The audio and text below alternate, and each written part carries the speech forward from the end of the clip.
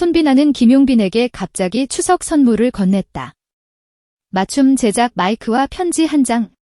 아이처럼 굿날 그 밤은 유난히 고요했다.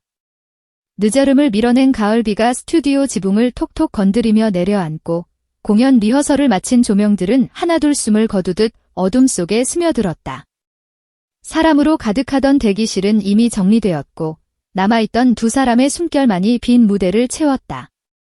환호가 사라진 자리에는 묵직한 정적이 흐르고 그 정적 사이로 쿵 하고 심장이 박동하는 소리만 또렷하게 들리는 듯 했다. 그때였다. 말없이 가방을 여는 손끝, 그리고 금빛 리본으로 묶인 작은 상자 하나, 손비나는 아무 설명도 덧붙이지 않았다. 다만 아주 조심스러운 표정으로 마치 오랫동안 품어온 비밀을 세상에 처음 내보이는 사람처럼 그 상자를 김용빈의 두 손 위에 살포시 올려놓았다. 이거 쉽게 살 수 있는 게 아니잖아. 상자를 감싸쥔 그의 목소리가 살짝 떨렸다. 고요가 더 깊어졌다. 상자를 앞에 둔 채 두 사람은 잠시 눈을 맞췄다. 피곤이 드리운 눈빛 속에서도 서로를 향한 신뢰가 환하게 반짝였고 그 신뢰는 말보다 먼저 마음에 닿았다. 리본이 풀리는 순간 금빛이 서랍 틈에서 번져 나오듯 은은하게 퍼졌다. 상자 안에는 단 하나뿐인 맞춤 제작 마이크와 손편지 한 장이 고요하게 누워 있었다. 흔한 장식도 과한 장담도 없었다. 오직 무대 위 한 사람의 목소리를 가장 맑게, 가장 단단하게 담아낼 수 있도록 설계된 한 자루의 마이크. 그리고 그 마이크보다 더 빛나는 잉크의 문장들. 편지의 첫 문장을 읽는 순간 그의 눈동자가 흔들렸다. 당신의 노래가 제 삶을 붙들어 주었습니다. 그 문장에서 호흡이 걸려 멈추었다. 무대 뒤에서 버텨냈던 수많은 밤, 웃음의 무게를 홀로 감당하며 삼켜야 했던 두려움과 외로움이 한꺼번에 올라왔다. 손끝이 떨렸다. 마이크를 쥔 손이 미세하게 흔들렸고 그 흔들림은 곧 어깨로, 가슴으로 번졌다. 그는 오래 참아온 무언가를 더는 붙들 수 없다는 듯 한순간 어린아이처럼 손비나를 끌어안았다. 방금 전까지 프로의 얼굴로 무대를 정리하던 남자는 흔적도 없이 사라지고 사람 김용빈만이 남았다. 커튼 뒤의 고독, 화려한 조명 아래에서조차 끝내 드러낼 수 없었던 상처, 팬 앞에서 결코 보이고 싶지 않았던 흔들림이 마침내 안전한 품을 찾아 흘러넘쳤다. 눈물은 말보다 먼저 마음의 안쪽을 증명했다. 아무 말도 하지 않아도 알 수 있는 울음의 결, 그 울음 앞에서 손비나는 한마디도 성급히 꺼내지 않았다. 다만 조용히 등을 감싸 안았고 그 품은 지나친 위로도 과장된 동정도 아니었다. 오래 이야기를 들어준 친구의 침묵 같고 무대 앞에 선 동료의 엄숙한 격려 같았다. 과한 게 아니라 진심이에요. 속삭이듯 흘러나온 말이 공기 속에 내려앉았다.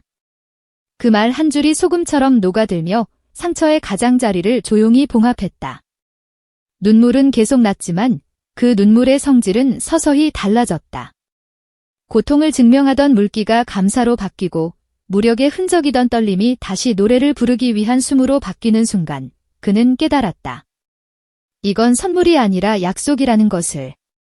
누군가의 시간과 믿음이 한 자루의 마이크와 한 장의 편지로 응고된 약속이라는 것을. 그 밤, 스튜디오는 사람의 체온으로 다시 따뜻해졌다.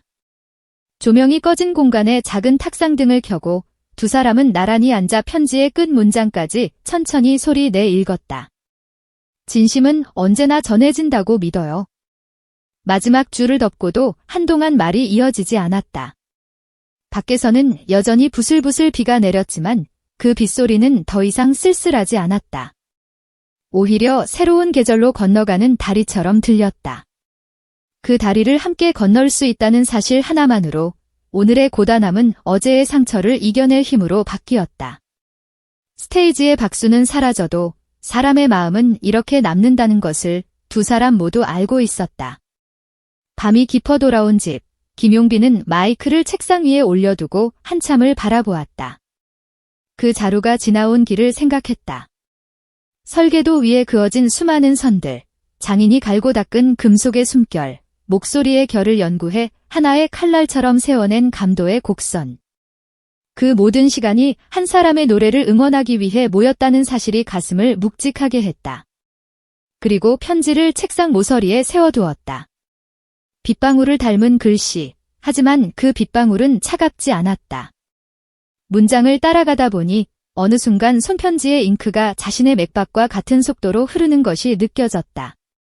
그는 휴대폰을 들어 짧은 문장을 남겼다.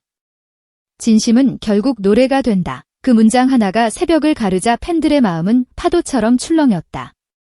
아침이 박자 온라인은 그 파도로 덮였다. 무슨 일이 있었던 거죠, 그 마이크. 혹시 그 한 문장에 왜 내가 울고 있지 각자의 자리에서 하루를 시작하려던 사람들이 잠시 멈춰서서 한 문장에 귀를 기울였다. 누군가는 출근길 지하철의 창문에 반사된 자신의 눈가를 보며 웃었고 누군가는 아이를 깨우기 전 커피잔을 들고 조용히 그 문장을 되뇌었다.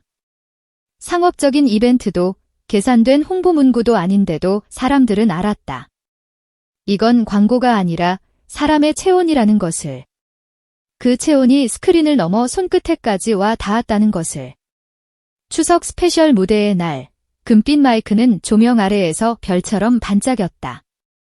스태프는 소리 없이 동선을 정리했고 관객들은 숨을 고르는 듯 웅성임을 줄였다. 무대 중앙에 선 그는 마이크 헤드를 한번 천천히 쓸어내렸다. 마치 검객이 칼을 꺼내듯 혹은 장인이 붓을 들어 올리듯. 첫 음이 떨림없이 떠올랐다. 낮고 깊은 울림이 객석의 바닥부터 천천히 올라와 좌석 하나하나를 가볍게 두드렸다. 노래는 높아지지 않아도 강했고 화려하지 않아도 넓었다. 후렴으로 건너가는 다리 위에서 그의 눈가가 붉어졌다. 그러나 이번의 붉음은 무너짐이 아니라 약속의 색이었다. 세상 끝까지 노래할게요. 당신이 내 노래의 이유니까. 한 줄의 가사를 받아든 객석은 한꺼번에 고요해졌다가 곧 거대한 박수로 폭발했다. 그날의 박수는 단순한 환호가 아니었다. 관객 각자가 삶에서 붙들고 있는 이름 하나를 떠올리고 보낸 감사의 신호였다. 돌아가신 할머니를 그리워하던 청년의 눈물, 밤 근무를 마치고 달려온 간호사의 뜨거운 호흡, 멀리 지방에서 어렵사리 잡은 표를 들고 올라온 학생의 파르르 떨리는 손. 그 모든 서사가 박수로 모여 무대 위의 한 사람에게 건네졌다. 그리고 무대 뒤, 커튼이 닫히자마자 그는 잠시 눈을 감았다. 어젯밤의 편지가 다시 떠올랐다. 그 편지에서 시작된 진심이 이제는 자신을 넘어 객석의 삶에 닿아 있었다. 음악이 사람을 구하는 방식이란 바로 이런 것일지 모른다. 누군가의 심장이 혼자 뛰고 있지 않다고 알려주는 것, 내 숨이 누군가의 숨과 같은 박자로 춤추고 있다고, 그래서 내일을 버틸 힘이 이 안에 남아있다고.